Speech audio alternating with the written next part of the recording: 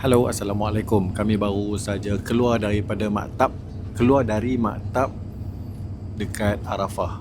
Dan kami antara kumpulan yang terakhir keluar selepas team sweeper juga, right before ataupun sebelum team sweeper keluar.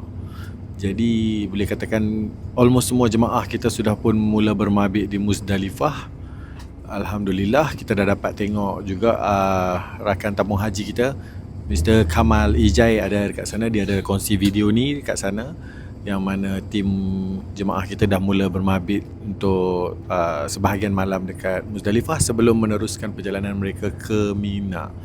Jadi itu antara perkembangannya, sebab sekarang ni boleh kata 100%, hampir 100% jemaah telah pun keluar dari camp di Arafah ke Muzdalifah, dan dari Muzdalifah itu mereka juga akan terus bergerak ke Mina. Okey, nanti kita try update lagi kalau dapat update baru.